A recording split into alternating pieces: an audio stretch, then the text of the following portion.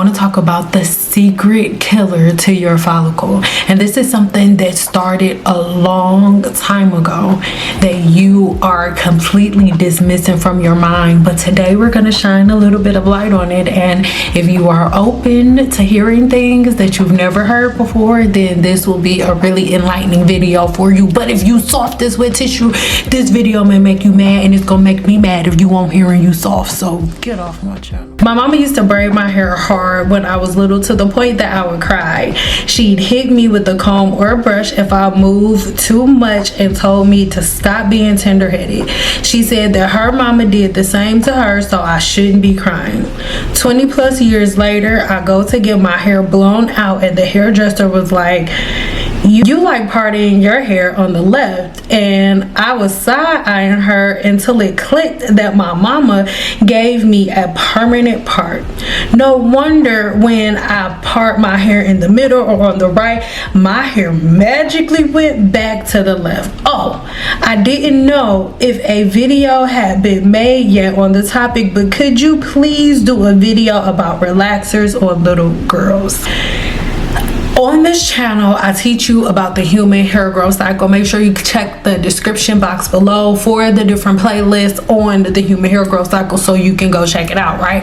But just in short, the human hair growth cycle is anywhere between 2 to 10 years. 2 years being a person who doing stuff that ain't got no business in your hair growth cycle, real short. 10 years being most people of Asian descent. Normally, science has shown that they have a longer hair growth cycle, right? So when we do things to our hair at a very young age, then you end up really damaging your child's natural hair growth cycle, right? For example, when I was standing behind a chair professionally, right, I didn't do children. And whenever, especially as a black woman, whenever as a black woman you make a statement saying, oh, I don't do children's hair, you automatically think that I don't do children's hair because, oh, I don't like kids and they be loud, which is 20% of the reason why I didn't do kids hair, because y'all kids be bad like y'all. But the other 80% of the reason that I did not do children's hair until they reached a certain age was because from the age of 0 to 7, your child is in its very first hair growth cycle. So until your child has reached a full hair growth cycle, there shouldn't be anything done to their hair that pushes them out of the androgen phase. Let me explain what I mean. The androgen phase of the hair growth cycle is the phase of the hair growth cycle where your gut and your body is working to produce new hair growth cells, and your hair is growing like crazy within the hair follicle. Hopefully I'll have an animation here, right? The catagen phase happens after those first 7 years, where the blood supply detaches itself from the hair follicle. And then just because the blood supply detaches itself from the hair follicle, that does not mean that the hair is automatically falling out. No, it goes from the catagen phase, which is again the blood supply detaching itself from the hair's follicle, to the telogen phase, which is the resting phase of the human hair growth cycle. The hair is not growing, it's not falling out, ain't doing nothing, it's just sitting there, it's just resting. And then lastly, you go to the estrogen phase, which is the phase where your hair sheds, where it falls out, and then it goes right back to the androgen phase. But the only reason that the catagen phase starts is because you've ended that growing phase. And I broke down on the screen how many years each phase lasts. But as you are approaching the end of that androgen phase, guess what is on its way? A brand new hair follicle coming up into its new androgen phase. Every time one strand of hair leaves the androgen phase, there is a new hair coming up starting the androgen phase, right? So now that you understand that and how the human hair growth cycle works, what are the things that take you out of the androgen phase before you're ready to be in that phase? Well, guess what? Stress. Stress takes you out of the catagen phase and it pushes you into it, which is something called telogen effluvium video about that goes deep into it in the description box below. Telogen effluvium, effluvium means hair fall, right? So telogen effluvium means hair fall in the telogen phase of the hair growth cycle. Anogen effluvium, which we'll talk about in a second, anogen effluvium is hair fall within the anogen phase of the hair growth cycle. I digress.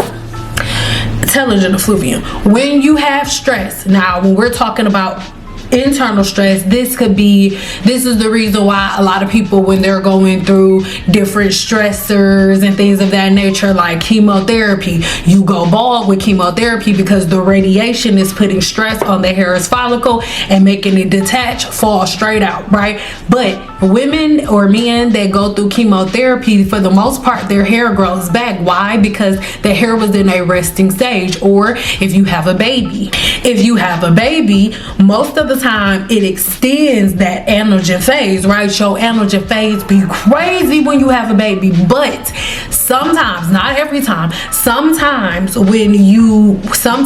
lot of women are so stressed out after childbirth and their body never gets out of that stress phase, and then they end up going into telogen effluvium, losing a whole lot of hair after childbirth, which is very normal. And most women that I work with as a herbal practitioner, you just get them on a certain herbal complex, and their body, their skin cell turnover cycle, and their human hair growth cycle, it starts all over with no problem, just from the foods that you eat. And that's for your hair and your all of that. But I digress. Let's keep going. So when you are constantly braiding, so that's one stressor, right? The two stressors so far, like you having a baby, you having surgery, like anything that, any pain, any physical pain that your body feels is a stressor that can take you into telogen effluvium. But then anogen effluvium, that's a whole nother thing.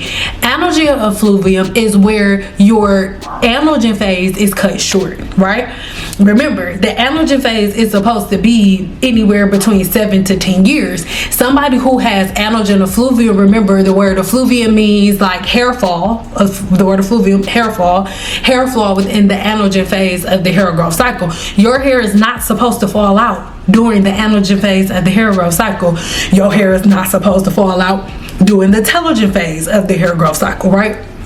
With the anogen phase, you'll have, if signs that you have anogen effluvium, and again, there's a video that goes really deep into it in the description box below, but signs that you have anogen effluvium would be like, let's say you have a bald spot, right? And you're changing let's say maybe the first thing you do is change your eating habits, right? Let's say you get the free ebook that I have for y'all in the description box below, right? But let's say you get the free ebook that I have for you in the description box below. You begin to change your eating habits.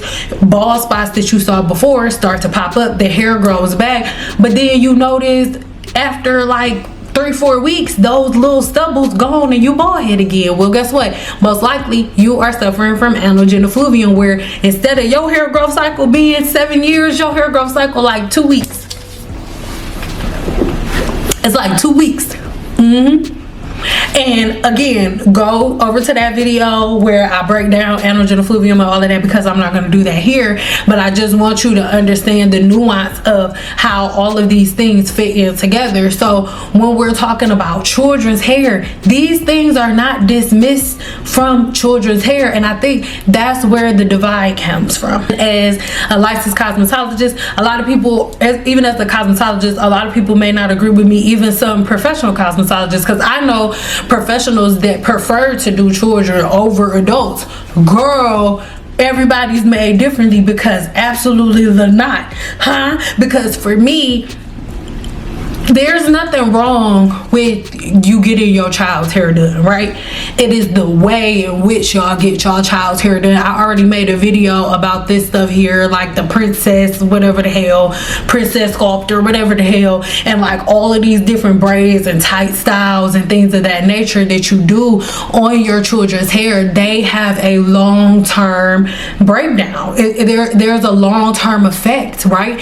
And I told you in this video, linked linked in the description box below about scalp grids and about how your scalp can get stretch marks just like your boobies can. You can have stretch marks on your boobies and stretch marks on your scalp, baby. And these are the things that we don't think about. When you have a permanent part, you can low-key call a permanent part a stretch mark for your scalp, because you have well, I won't, no, not a stretch mark. A stretch mark would be equivalent to a stretch mark would be, you know, like when a dude goes and gets braids or whatever. Well, when a dude wear braids for years, or you wear locks for years, you can't go into a barbershop same day and just get it all cut off. They're gonna be like, you need to go home, massage your scalp, do XYZ so we can take out some of those scalp grids, or else your haircut is gonna look like a checkerboard, right?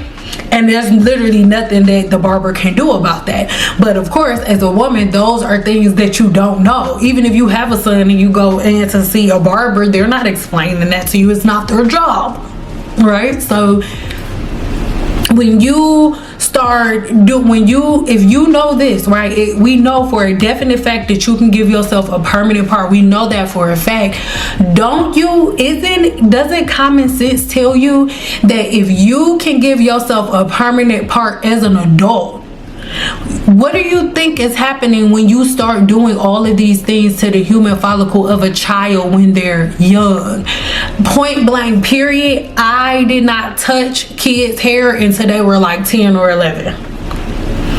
Not only do I not want to be in your hair until you're out of your first human hair growth cycle, I'm not being held liable for anything that happens to your head as you are becoming of age in life. To me, as a mother of a soon-to-be 14-year-old and soon-to-be 13-year-old, I understand that it is my responsibility as a parent to make sure that my child has the best tools to get their hair done, or the best tools to thrive. And you ensuring that your child has the best tools to thrive does not mean going on YouTube and looking for the girl who has the most followers, the most views, or the cutest pictures. No, if you want to just play around with your hair like that, then okay, but you need to be taking your child to a hair doctor if you're not going to take the time to learn and do it yourself, right? But this is something that, for whatever reason, parents of black children specifically don't want to hear, right? You think that because you're black and because you have a little girl, that automatically her hair, as soon as it's long enough to do anything with, you need to put it in braids. And you couldn't be wronger. You couldn't be wronger. My daughter wore her hair in like two ponytails, but they were a specific type of band that held her hair in two ponytails, right? On top of that, she was not walking around with tight braids, tight twists, and all of those things. We were not doing that. I would love to show y'all how her hair looks now, but I'm not doing that because people take children's faces and make crazy things out of it, and everybody gonna come up missing if I see my daughter somewhere and my son somewhere, so we not even gonna do it. My daughter got to an age where she's like, Mom, I want to try this, I want to try this, I want to do like a bob, I want to do all of the things, right? And I let her do it because hair grows back. But I digress. Let's keep going. Most of us, this story that I shared, or the message that I read, most of us share this same sentiment, like crying as a little girl. Even when you see videos like this, like I did the full video in the description box below, so if you want to see it and what was going on when it was going on, then watch that. But when you see videos like this, you're like, oh, she's just a crybaby, she's just a crybaby. But is she a crybaby, or is this something that black women shouldn't do to their children's hair? Like And when it comes to relaxers on children's hair, a lot of y'all are not gonna like what I have to say, but I feel like anytime a woman has came in to get her child's hair relaxed, I feel like she was a lazy woman every time. And if y'all disagree, then I mean, I really don't care, but I stood behind the chair for over a decade and I never relaxed a little girl's hair. And every single time a little girl got a relaxer, it was always her mother and her excuse was always her hair is so hard to comb, she don't like getting her hair combed, and it's gonna be easier for both of us. Most black girls, most little black girls are not getting braids and twists and all of that because it's the healthiest thing for your hair. Most black women put their daughter's hair in braids because it's easier, because you gotta work every day and you barely want to do your hair, so you definitely don't want to worry about doing your daughter's hair, so you put it in braids, so the only time you have to touch her hair is when you take out the braids. And I know that it sounds like a good thing, but what you're doing is creating grid lines in your child's scalp. Even if their hair grows out to be super duper long down the line, now as a holistic practitioner, when my clients come to me, we always have to go all the way back. Like, we get in a time machine, and almost every single time the source was childhood. Every single time. And even though it hurt you to have braids and stuff like that, and all of the stuff your mama used to do to your hair, even though it hurt, even though you used to cry all the way through it, you still do it. And not only do you do it, you now do it to your daughter. And if your daughter says, "Oh, mommy, this hurts, this really, really hurts," you say to her the same thing that your mama said to you, which was, "Girl, I used to get my hair braided like this all the time when I was little. Stop being tender-headed." So as black women, we're always talking about generational curses and breaking generational curses, but when it comes to hair, I think these are some of the biggest generational curses that need to be broken. Like, hair care is supposed to hurt, not true. Your hair needs water, not true. Our scalp needs oil because it don't produce its own oil, not true. Like, black hair can't be combed, not true. It's not. Hair on the screen, and if I don't know if I'm adding this part, but if I add this part, that's because she said okay. But hair on the screen, you can see one of my gurus, and every time I come online and I make a video saying like, "Oh, don't do that, don't do Team Natural, don't do twist outs or whatever," there'll always be somebody like, "I don't wear I'm not gonna ever use no blow dryer. I ain't never use no flower. I ain't never relaxed my hair. I ain't never doing nothing. I'm only wearing my curls, and I love myself, and I don't care what nobody say." Yes, you do. You do. You know why I know that you care what somebody say? Because I don't give a shit. I don't. And you just put this long "I have a dream" speech in my comments, and nobody asked you how you feel about wearing your hair curly. God damn it, if that's what you want to do, then do it. I'm just saying that whatever I just said in the video. So that's something that I really, really want us to get past, because there are so many different things that you can do, but for whatever reason, black women are under the impression that the only thing that they can do is braids. And it's not true. It's not. It's just not. It was a video that I saw. I'm not going to add the whole thing because this video is already pretty long, but I think this is going to be one of my longer videos. And this was a woman who was like, "Oh, protective styles, they're not protective." Well, don't listen to what look. Last year when I started my mini braids challenge, when I decided to change everything for my hair help. So last year I had split ends throughout my hair, and I had my hair was browning, my hair was looking matted, my hair was ashy. I tried to fix my hair. I noticed when I started taking care of my internals, my hair started to grow in better. And the first time I started doing mini braids, first of all, to take care of my hair, and I was washing my hair, conditioning it. So I put it up in these mini braids, which I left in for, the first time I left in for 3 months, and I took them down and I got a lot of length. I'll show you that video here, and I was so excited. But then I noticed that my hair was breaking as I was taking down the mini braids. So I did the next mini braids again, which I left in for 5 months. At around the 2.5 months, did the rebraid, and I was still having issues with breakage. March this year, I took down the braids and I still had the same issue. And my hair didn't retain the length I hoped for. My roots were growing in thicker, but the ends of my hair were breaking. I went through a whole year growing and breaking my hair at the same time, and up to now I still have breakage, but it's not as bad as it was earlier on, because I'm trying to figure out what the problem is, and I'm looking into, because I noticed that mostly this is now an external factor. This is not an internal factor anymore. My roots are thicker, my roots are growing in thicker, and the ends of my hair just can't retain length. My hair is not showing any length, so this couldn't be an internal issue. This is an external issue. It is causing my breakage. My 3-year hair growth journey, I didn't really think, like, quite a number of YouTubers, by the 3rd year they have very long, by the 1st year even, they have very long hair, but unfortunately, I'm not that person. I've not been able to retain that length yet, and we're going to figure this out together. I want to figure it out.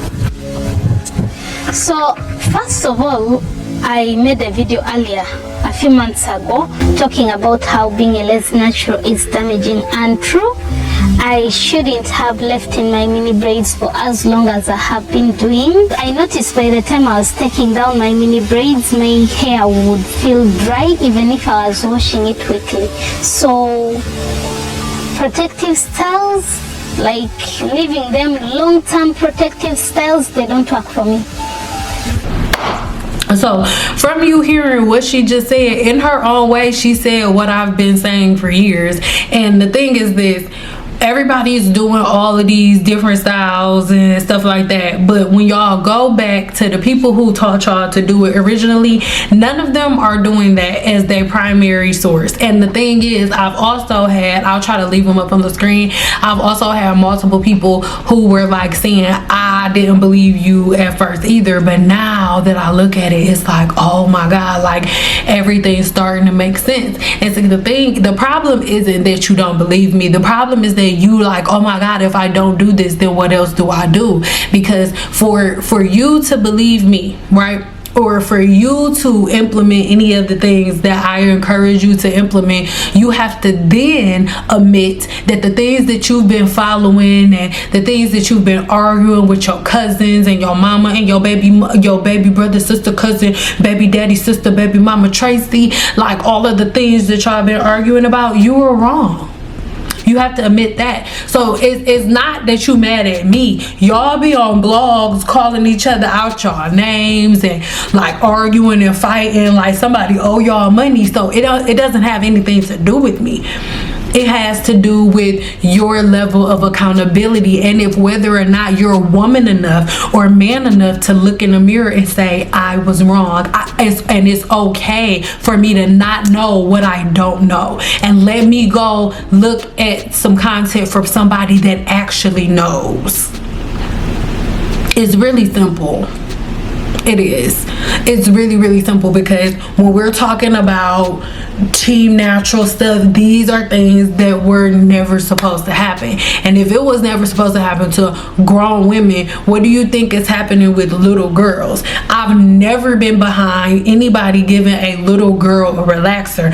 When I did little girls' hair, it was never.